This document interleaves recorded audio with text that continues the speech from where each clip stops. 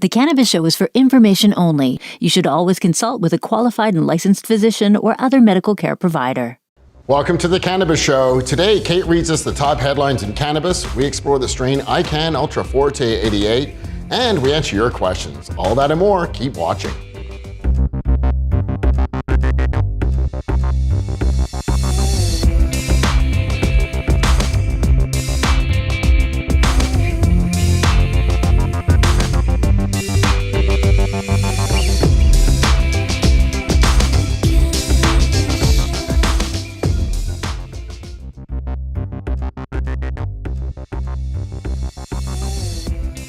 Ontario Premier Doug Ford says government shouldn't stick their noses into everything. Amen.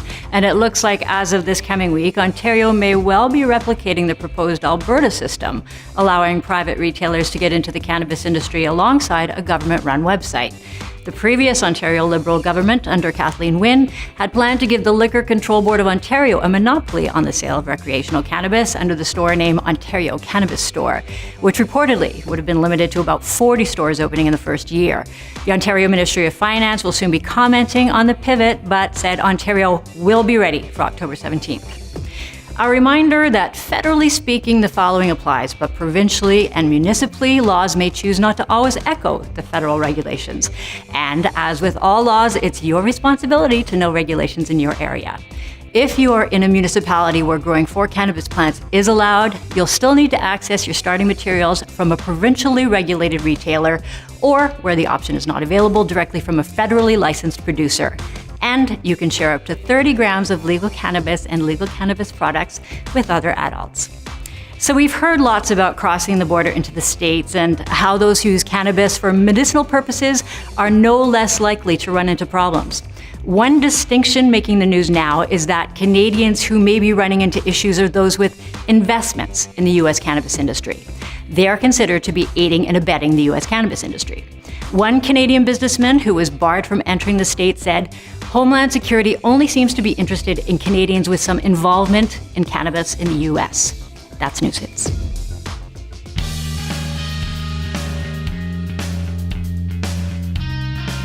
Welcome to the Cannabis Show. Basil, Kate, Hart, and myself. My name is Chris. And wow, so much big news, starting off in Ontario. I don't want to get political or anything like that, but I think the last party really screwed it up. I don't think Doug Ford can do any worse, and hopefully make it better. Yeah, I think it's positive to see that outcome. I think. Yeah, the licensed producers going the way. What's your thoughts on that? I think it's fantastic, and what a difference a day makes, really. Like new party, it's going to completely change the entire landscape. They were thinking the other way, 240 stores maybe, so never enough. Like black market would have reigned for sure. Absolutely. So this way they stand a chance. Makes more sense, right? Yeah, makes way more sense. Let's see where it goes. Totally. And of course, in most of Canada, of course, check, with like your provincial municipal laws. But growing, you'll be able to grow your own up to 4 plants. But you can give away 30? Great. I've never heard about that. That's super cool, man. Yeah, I hope the source was good. I'm quite sure it was. Yeah, up to 30 grams you can gift to another adult. Yeah, what do you want for your birthday? Yeah. Cookies. Well, As long as it's from a legal source. It makes sense, right? I mean, you can gift a person alcohol. I wonder if Yeah. that's like, Yeah. a month, a day at a time, like. Yeah, It's crazy that they actually put a limit on it, to be honest. that is, yeah. Why, if I wanted to gift you 2 ounces. Because I could buy you 2 cases of beer. Yeah. Right? Yeah. But it's good to see it's there. Yeah. Yeah. And the story with the states as well, still a type 1 drug at the border federally. I know stateside they can use it, but still, problems with Canadians going over the border for some. Yeah, It's an issue. they're not going to concentrate on the low-hanging fruit so much unless you give them a reason to. But the people who have found themselves in hot water recently are people who have investments in the United States cannabis industry. So they're considered aiding and abetting. Interesting. Yeah, that kind of makes sense to me. I understand that more than just banning people for life just because they work in the legal cannabis industry. Into the millions of people. Right? So. Yeah. If you're just going across the border, though, maybe just keep it low key.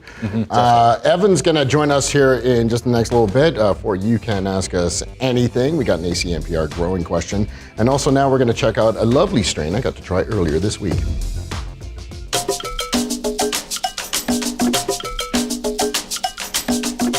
You know those mornings when you just can't get going? You're foggy, grumpy, and going back to bed is either not an option or you just can't be bothered to do that either. Well, perhaps reach for the ICANN Ultra Forte 88 strain by licensed producer Marican. Why? Well, that scenario happened to me earlier this week, and this is when I like to test a new strain. Not so much for what I wanted to do, but what will it do? In this case, I did not go back to bed. 10 minutes later, I'll be damned. I was washing dishes, admiring my view with a wiggle in my hips. 20 minutes later, I had the dogs out for a morning stroll.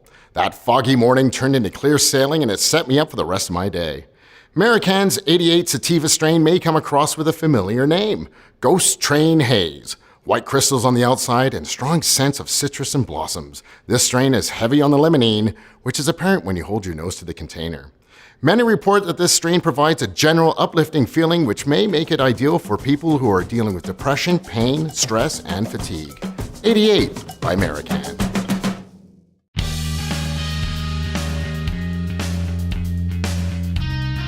You can ask us anything on the Cannabis Show, and we have an ACMPR question, so we got Evan on board for this question from Robert. I am someone that has an ACMPR grow license and would like to know how the new grow for recreational laws are going to affect how many plants I can grow. I'm currently allowed 10 indoor grow plants. Does this mean I can grow 10 medical plants plus 4 recreational plants, making my new total plant count 14, or the amount different? Well, the Cannabis Act actually doesn't have the answer in it, but Health Canada recently released a new summary of their medical regulations. This big stack. I was going to say, that's a summary? Stack. Yeah, this is the summary. This word doesn't mean what they think it means. And under section 320, 2A, it reads, the quantity of cannabis that a registered person is authorized to obtain by cultivation, propagation, harvesting, to send, deliver, transport, or possess by virtue of a registration under this division are in addition to any other quantities that are permitted to obtain by cultivation, propagation, harvesting, to send, deliver, transport, or possess under this act. So in English? Long story short is that you can have both your 10 plants for your medicinal in addition to your 4 plants for recreation. I got this. Yeah. 14.